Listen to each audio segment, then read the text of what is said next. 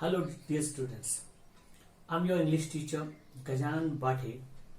Dear students, you know all the latest developments and changes made by CBSE for 10th standard. One of the very important update that has come forward is in writing section.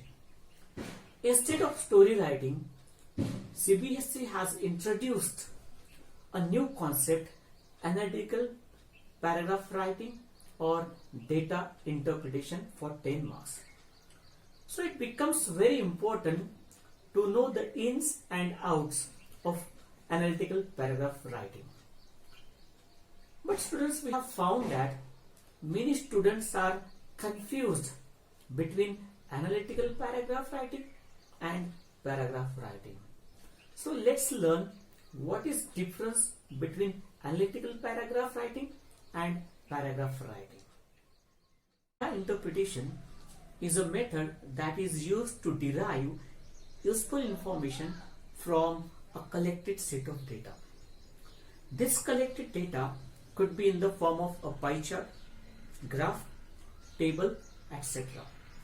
The data has to be analyzed and utilized by the students to write a paragraph providing the factual information. In simple words, you will be presented with the data in the form of a pie chart, bar graph, table, etc. Based on the given data, you will have to write a paragraph. At the other hand, what paragraph writing is? Paragraph can be written on any topic whatsoever. Data interpretation compiles a given set of data and frames. Although a paragraph has some limitations on length, it may vary according to the subject discussed. However, data interpretation has to give the details of the specified data in a prescribed and simple, crisp way. Question will be asked in this way provided here. Writing an analytical paragraph on the basis of the given map, chart, report, line graph, etc. in about 150 to 200 words. It's considered a long composition for 10 marks and word limit is 150 to 200 words. Now, as we learned earlier, what analytical paragraph is.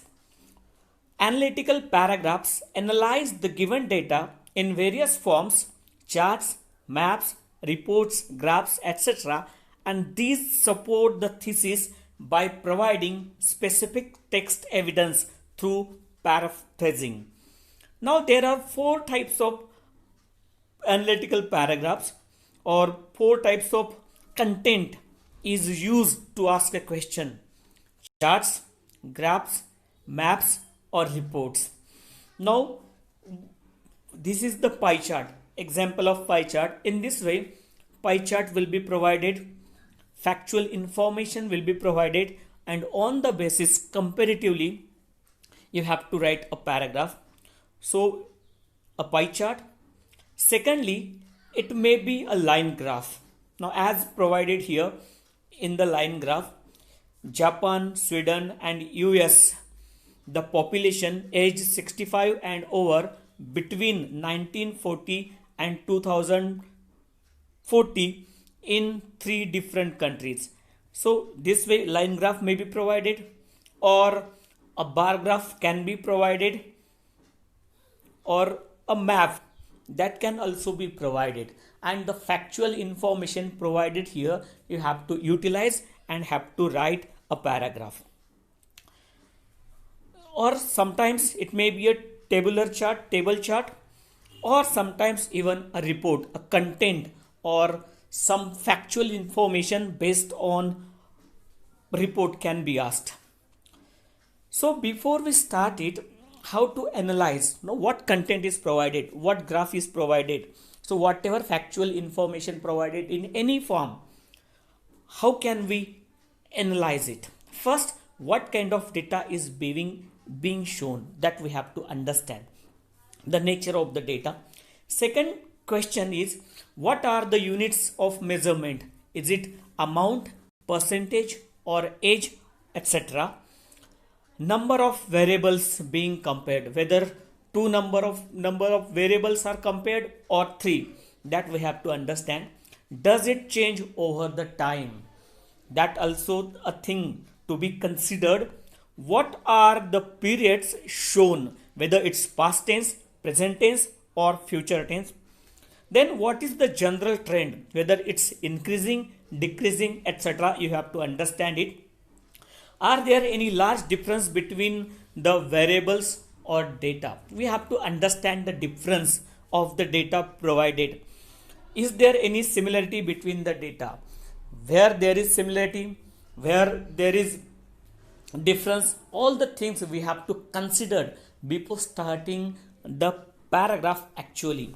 So on the content provided, whether it's a bar graph, line graph, table, pie chart, map, or report, whatever, what type of data is provided, we have to understand. Means in simple words, we have to understand the trend of the data provided.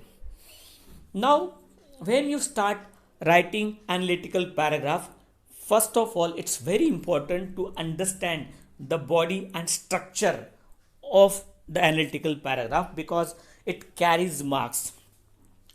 So the first thing is introduction. Generally, introduction is a paraphrase of the question. Introduction is generally given in a question.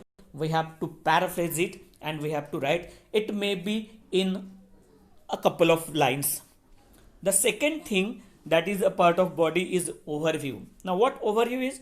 Overview is a description of overall trend, whether similar, whether increasing or decreasing, that we have to understand and write.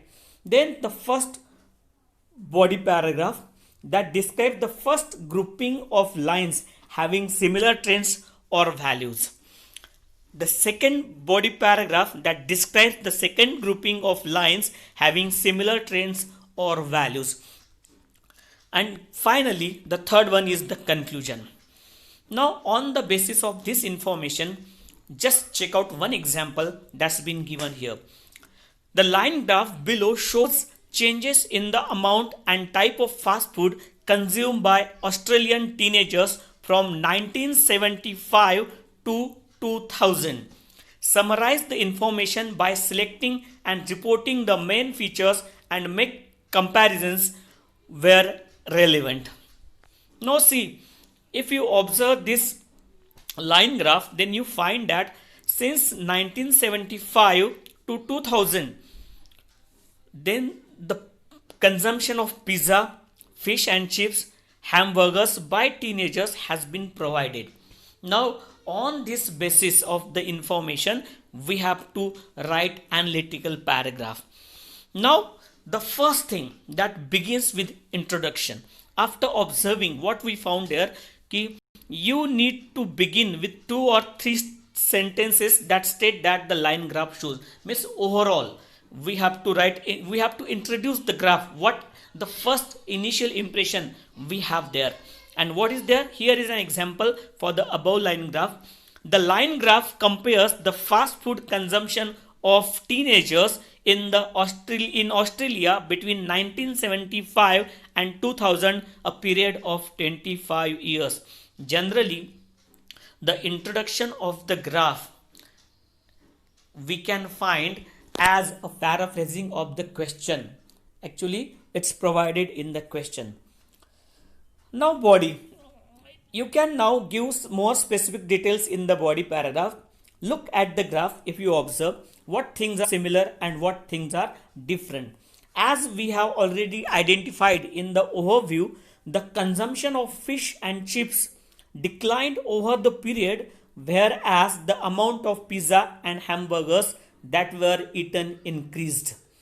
So it is clear that pizza and hamburgers were following a similar pattern. If you observe pizza and hamburgers following the similar pattern, but fish and chips were different. On this basis, you can use this as your groups and focus one paragraph on fish and chips.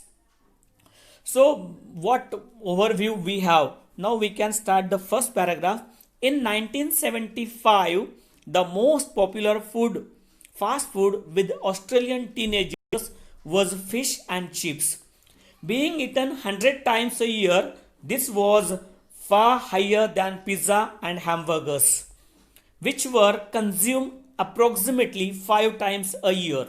However, apart from a brief rise again from 1980 to 1985, the consumption of fish and chips gradually declined over the 25-year time scale to finish at just under 40. Now let's move to the second paragraph. What is the general aspect we get from the second one? As you can see, the focus is on fish and chips.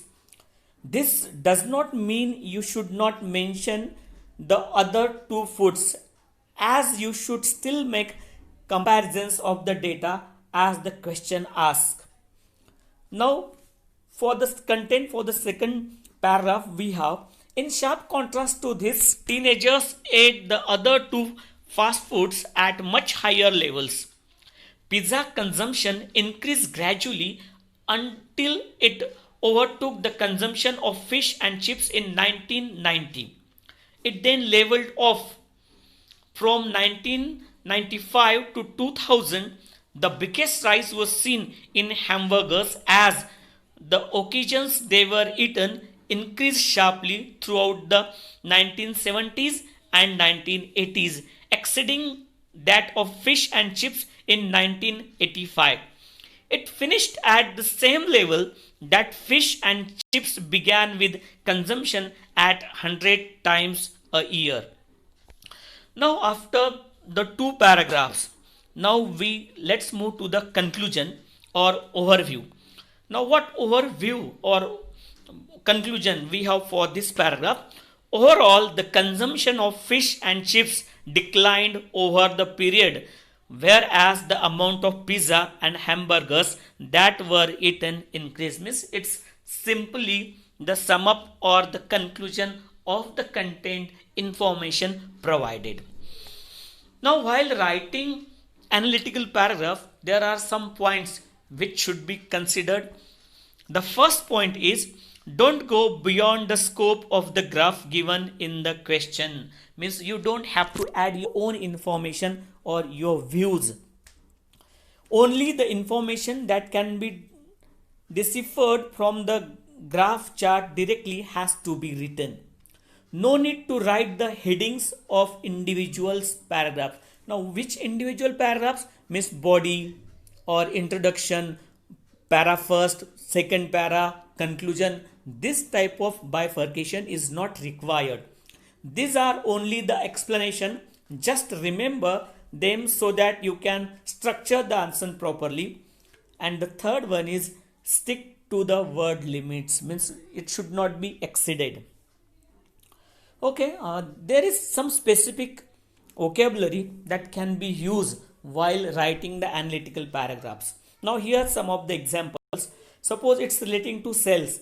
Then sales fell sharply, prices dropped, or production dropped, production decreased, or the percentage or the number of whatever content.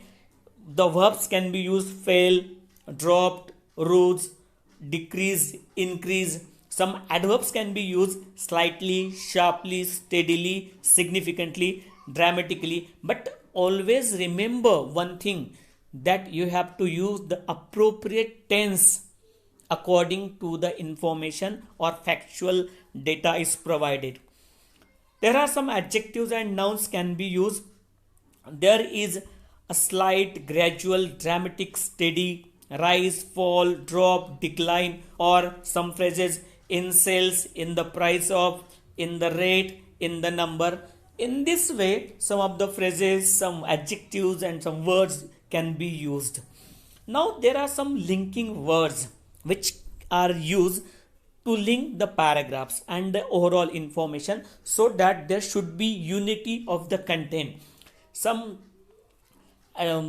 words: sequencing, illustrating, or comparing, qualifying, contrasting, emphasizing words have been given here. So you just study thoroughly, and while writing, all these things will be beneficial to you.